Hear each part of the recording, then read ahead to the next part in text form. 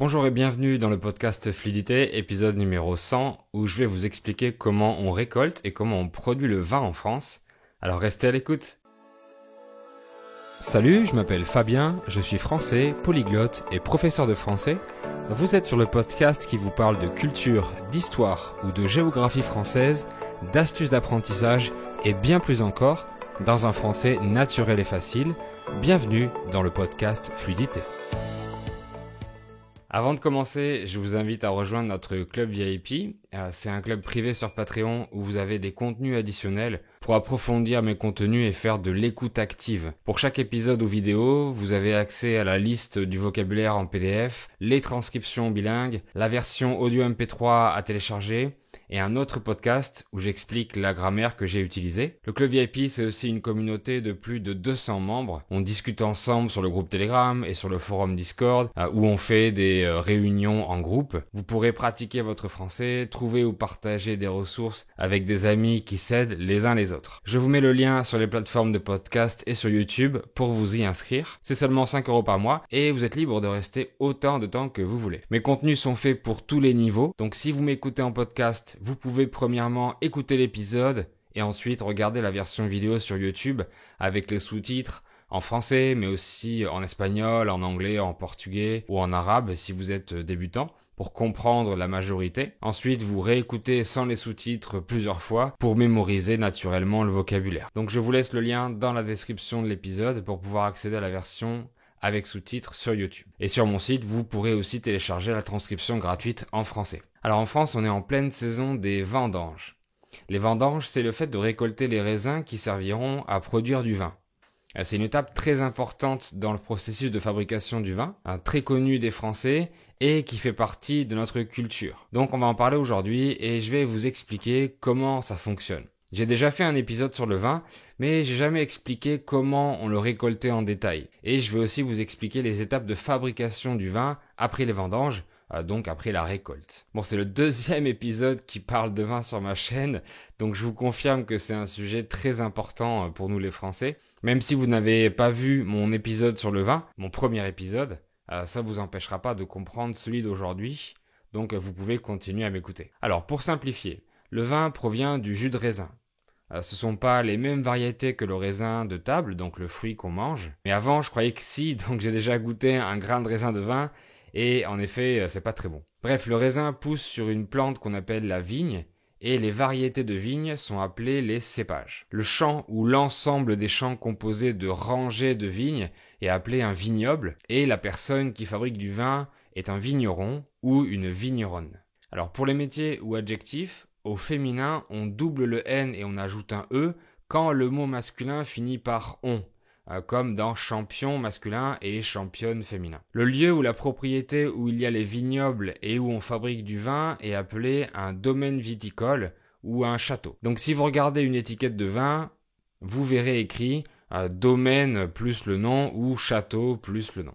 Maintenant que vous connaissez ce lexique, je vais vous dire comment fonctionne le cycle annuel de la vigne et comment on arrive à faire du vin.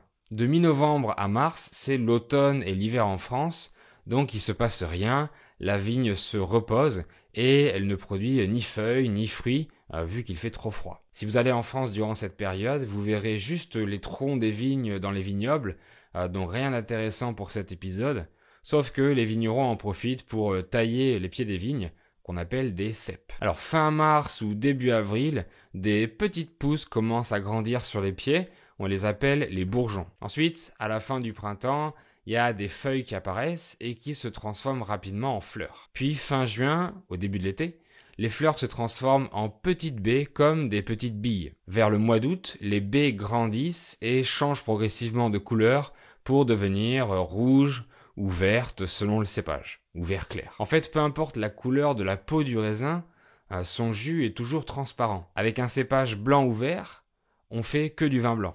Et avec un cépage rouge, on peut faire du blanc, du rosé ou du rouge si on laisse la peau rouge macérer avec le jus. Plus on laisse macérer longtemps, plus le vin devient rouge. Donc si on laisse macérer la peau rouge dans le jus seulement quelques heures, on fait du vin rosé et du rouge si on la laisse plus longtemps. D'ailleurs, pour faire du champagne, on utilise notamment un cépage rouge qui s'appelle le pinot noir mais aussi un cépage blanc. Et pour faire du vin blanc, on ne fait pas du tout macérer le vin avec la peau du raisin, donc il reste blanc. Puis la maturation commence, donc le raisin devient de plus en plus mûr. Et enfin, entre fin août et octobre, on fait les vendanges, donc on récolte le vin arrivé à la maturation qu'on souhaite. En général, c'est environ 100 jours après les premières floraisons, mais ce délai va dépendre des conditions climatiques, mais aussi du type de vin. En gros, plus on veut du vin sucré, plus on doit laisser le temps au raisin de mûrir un peu plus. Donc en majorité, on récolte le vin rouge plus tôt que le vin blanc plus sucré. Et à propos des conditions climatiques, le soleil accélère la maturation du fruit. On dit que ce seront des vendanges précoces, comme celle de cette année 2022, puisqu'on a eu un été particulièrement chaud. A contrario, s'il y a eu peu de soleil, ce seront des vendanges tardives. Une anecdote culturelle, c'est du mot vendange que vient le nom du premier mois du calendrier républicain, un calendrier créé pendant la Révolution et utilisé jusqu'en 1806, mais ce n'est pas le calendrier actuel. Et ce premier mois du calendrier républicain s'appelait Vendémiaire et allait du 22 septembre au 21 octobre, donc c'était la période des vendanges. Donc les vendanges ont même influencé la création de ce vieux calendrier républicain. C'est pour dire que la culture du vin rythmait la vie du pays à cette époque. Et après les vendanges, la vigne retourne en repos hivernal, donc les feuilles jaunissent et tombent petit à petit, jusqu'à ce qu'il ne reste que le tronc et les branches vides. Mais revenons aux vendanges. Vu qu'elles représentent la fin du cycle annuel des vignes, c'était à l'époque un moment de fête dans tous les villages français, un moment de retrouvailles entre différentes catégories de personnes. Les paysans, les seigneurs, tous se réunissaient pour ce grand moment. C'était aussi un événement religieux, puisque certains vignobles étaient dédiés à la fabrication du vin pour la messe, qui représente le sang du Christ.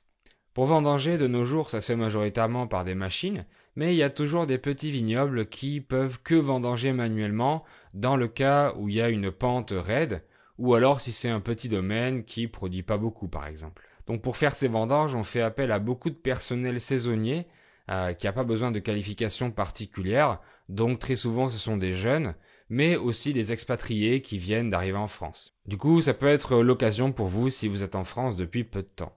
On recrute des coupeurs qui vont couper les grappes de raisin en les sélectionnant, mais aussi des porteurs qui vont amener de grosses quantités de raisins coupés jusqu'à un conteneur plus grand. On fait aussi appel à des ouvriers cavistes qui vont aider le vigneron à préparer et nettoyer les cuves, à vérifier l'état du matériel, etc. pour que la production du vin puisse commencer. Personnellement, j'ai jamais fait les vendanges quand j'étais plus jeune parce que j'habitais pas à côté d'un vignoble et parce que je faisais d'autres travaux saisonniers en fait. Mais ça m'aurait intéressé de les faire. Alors ensuite, qu'est-ce qu'on fait de ce raisin récolté? Comment on en fait du vin? Une fois qu'on a récolté les grappes de raisin, on va les écraser et les presser pour en faire sortir le jus. Avant, les vignerons le faisaient avec les pieds, mais maintenant, la grande majorité le font avec des machines.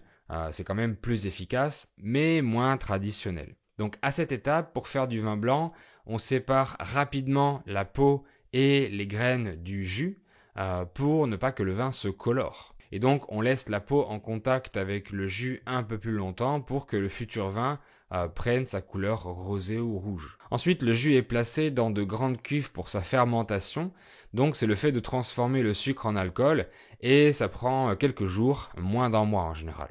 Vient après l'étape de clarification où on va séparer le liquide du solide, donc on garde seulement le jus bien sûr. Puis le vigneron a deux options, il peut choisir ou non de faire vieillir le vin quelques mois, ce qu'on appelle la maturation du vin. Dans ce cas, il va placer le vin dans des barriques en chêne, dans une cave, avec une certaine température et un certain taux d'humidité. Mais ça peut être aussi dans des cuves en inox. Une autre option également possible est l'assemblage. Le producteur va combiner plusieurs cépages à différents pourcentages pour créer son vin. Et dans l'épisode sur le vin, j'ai dit qu'une appellation était parfois composée de plusieurs cépages.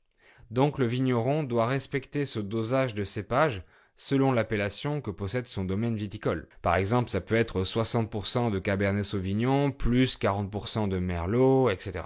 Et pour finir, c'est l'embouteillage, on va mettre en bouteille le vin. Alors un embouteillage, c'est aussi le mot qu'on utilise pour dire que la circulation routière est bloquée quand il y a trop de voitures. Donc l'embouteillage, c'est le fait d'embouteiller un liquide. On va aussi étiqueter la bouteille, donc c'est l'étiquetage. Alors une petite astuce de français, les mots qui terminent par âge sont masculins en majorité, sauf quelques rares exceptions comme la plage, la page ou l'image qui sont féminins. Donc après toutes ces étapes, les producteurs de vin ont le droit de le vendre à partir du 15 décembre, sauf si le vin porte la mention nouveau ou primeur sur l'étiquette, qui veut dire que c'est un vin jeune qui n'a pas été vieilli, comme j'expliquais tout à l'heure. Si c'est un vin nouveau ou primeur, il peut être commercialisé à partir du 3e jeudi du mois de novembre, qui tombe le jeudi 17 novembre cette année. Et vous connaissez sûrement le plus connu des vins nouveaux ou des vins primeurs, c'est le Beaujolais nouveau, qui a une réputation mondiale et dont sa sortie est attendue par beaucoup de pays.